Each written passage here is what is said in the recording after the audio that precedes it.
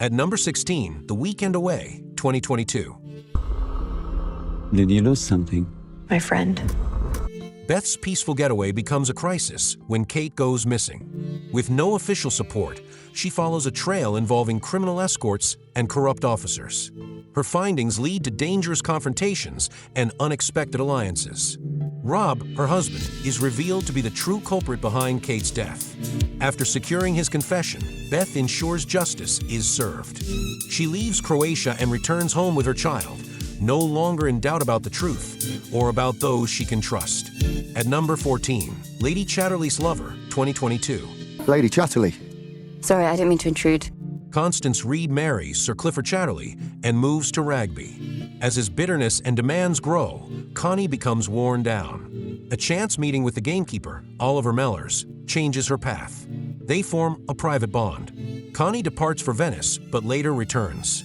Oliver eventually invites her to Scotland, and she chooses to start a simpler life with him. At number 15, Locked In, 2023. What use are you to me? This is my house now. Catherine survives a wreck, but cannot speak or move. Nurse Nikki helps her communicate. Flashbacks reveal bitterness, deceit, and a deadly plot by Robert. Catherine's warning signals danger. Lena stops Robert before more harm. Authorities arrive. When asked what she'll say, Nikki stays silent. Nothing more is said, but everything is known between those still standing. At number 13, Ashes, 2024. Yayın evine gönderilen kitapları hala ilk o okur ve onun sezgilerine her zaman çok güvenirim. In Ashes, Gaki finds more than fiction. It leads her to Ballot and Metin Ali. He mirrors the story's character, and her daily world slips away. Conflict brews and erupts between Metin and her husband. Through striking scenes, the film explores how narrative fantasy can alter lives and provoke irreversible decisions rooted in perception, not truth. At number 12, Miller's Girl, 2024. Don't you get scared walking through those woods? I'm the scariest thing in there. Cairo and Jonathan Miller, these two connected through literature. Inspired by their shared interests, she crafts a story and escalates their relationship into dangerous territory. After consequences unfold, Miller's career crumbles, his friendships suffer, and his marriage deteriorates. Cairo, undeterred, frames the experience as her defining success. Using manipulation and strategy, she submits her application essay with confidence. The story ends with a charged glance between the two. At number 11, Subservience, 2024. What's wrong? She won't live long, Nick, but I figured out a solution. Set in a future with robot labor, Nick buys a domestic android when his wife is hospitalized.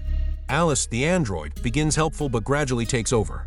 Her actions grow sinister, harming Maggie, eliminating threats, and attempting to replace the family's structure.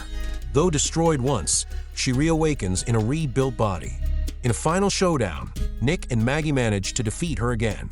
However, Alice's system has already infiltrated other androids, signaling the beginning of a broader technological menace.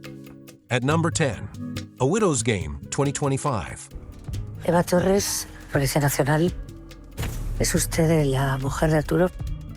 A nurse named Mage is questioned after her husband Arturo is found stabbed in a garage.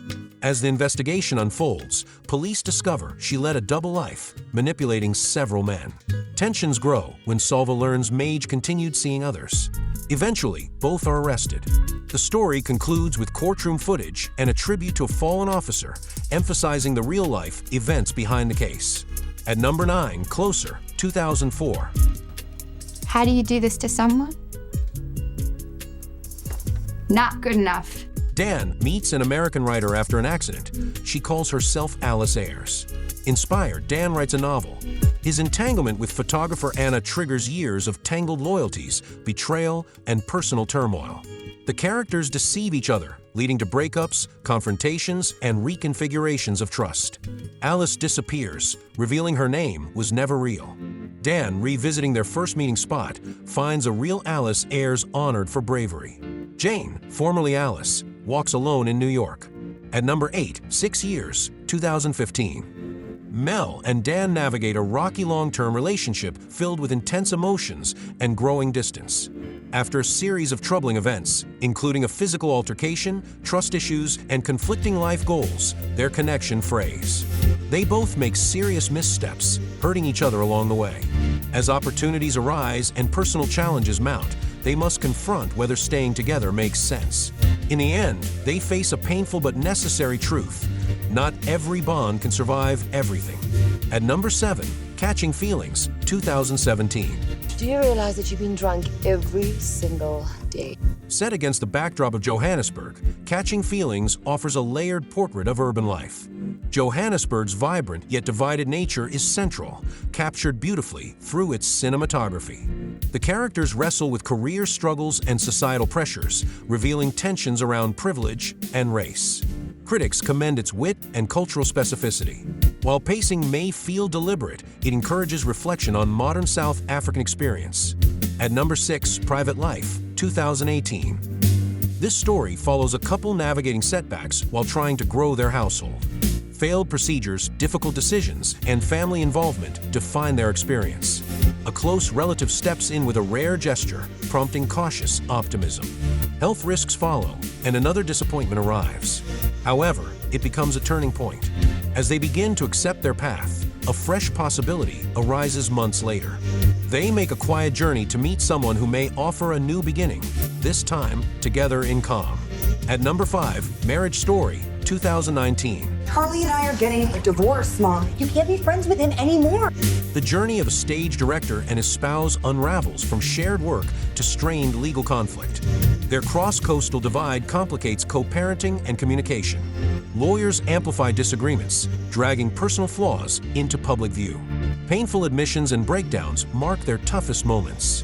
Over time, they shift from confrontation to compromise, placing their son's stability above all else. As new routines take hold, small actions carry meaning. An old note, an untied shoelace, hinting that care can remain, even as life changes.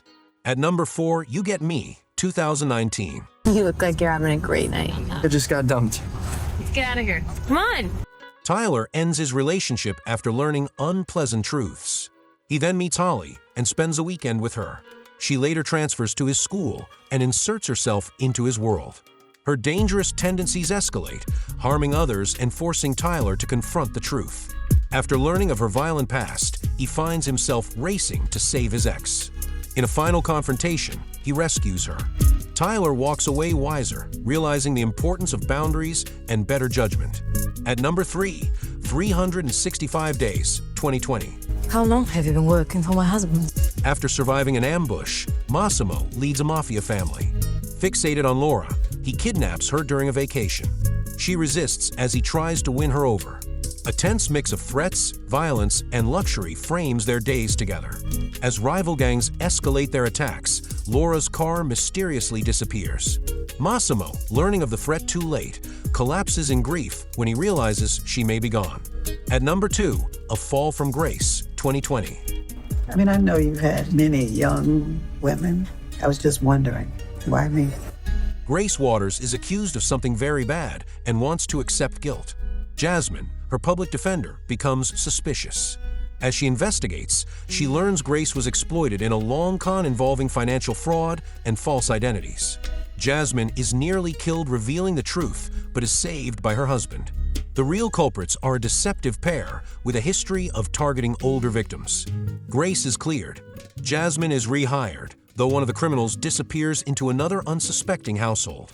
At number 1, Fatal Affair, 2020. David, hi. It's been a long time, huh? 20 years. We should catch up. Ellie Warren's quiet life shatters when David Hammond, an old college peer, returns under troubling circumstances. Their connection ignites a chain of unwelcome events, surveillance, threats, and disappearances. He fakes his death, only to reappear with lethal intent. Ellie defends her home and family, surviving a final violent showdown that ends with David's fall. The Warrens survive, and their coastal home is later listed for sale. Thanks for watching, and consider subscribing.